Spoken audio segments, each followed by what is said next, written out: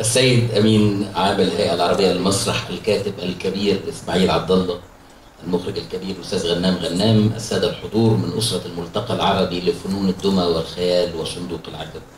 في البداية اسمحوا لي أن أنقل لكم تحية وتقدير الكاتب الكبير حلمي نمنم وزير الثقافة، واعتذاره عن حضور ختام الملتقى لأنه موجود خارج البلاد في هذا النهارده يعني. وأيضا اسمحوا لي أن أوجه الشكر للهيئة العربية للمسرح من قطاع الإنتاج الثقافي.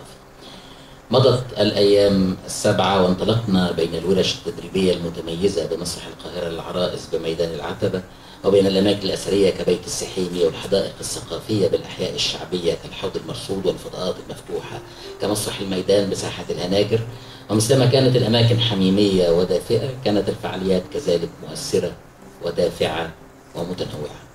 ومع دفء القاهرة زابت كل الحواجز ليحقق الملتقى الفني رؤية عربية مشتركة بديعة. ولا يسعني أمام هذا النجاح إلا أن أرفع القبعة لكل من شارك في نجاح الدورة الثالثة من هذا الملتقى الرائع، وأخص بالشكر للهيئة العربية للمسرح بالشارقة والبيت الفني للمسرح بالقاهرة ورئيسه الفنان القدير الأستاذ فتوح أحمد،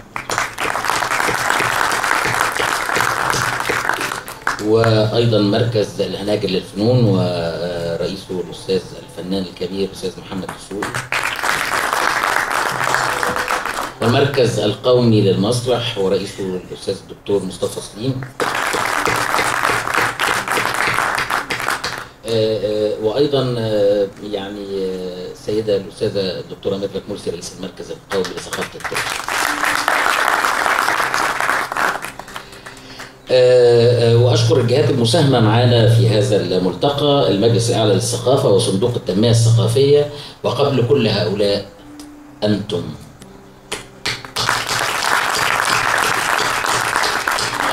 يا من صنعتم هذه البهجة بإبداعاتكم الرائعة.